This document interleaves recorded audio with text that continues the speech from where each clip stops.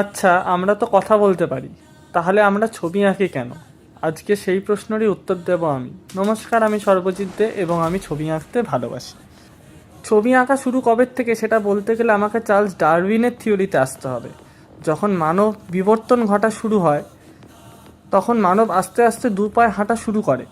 তখন হোমো নিয়েন্ডারথ্যালেন্সিস থেকে মানব চিত্রকলা শুরু করে, নিজের আবেগ প্রকাশ করতে, গল্প বলতে। এটিকে থেরাপিউটিক আউটলেট হিসেবে ব্যবহার করে ভেতরের অনুভূতিগুলোকে দৃশ্যমান আকারে রূপান্তরিত করতে।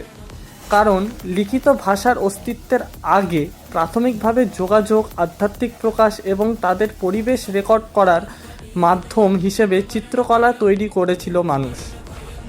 আমরা আলো, মুহূর্ত এবং সৌন্দর্য ধারণ করার জন্য ছবি আঁকি। প্রায়শই ল্যান্ডস্কেপ, প্রকৃতি, স্থির জীবন বা বিমূর্ত ধারণার উপর আলোকপাত করি, যা বিশ্ব সম্পর্কে আমাদের দৃষ্টিভঙ্গি প্রতিফলিত করে। আচ্ছা, আপনারা দেখতে পাচ্ছেন যে আমার এই ছবির কাজ এখনও সম্পূর্ণ হয়নি। এটা সম্পূর্ণ হতে আরও দিন 4-5 সময় লাগবে। যেহেতু এটা হোলির জন্য আমি এই ছবিটা আঁকছি, তাই আমি এখানে রাধাকৃষ্ণের ছবি আঁকছি। আমি আবার কালকে আসবো নতুন একটি ভিডিও নিয়ে, নতুন একটি প্রশ্নের উত্তর খুঁজতে। ততক্ষণের জন্য হর হর মহাদেব।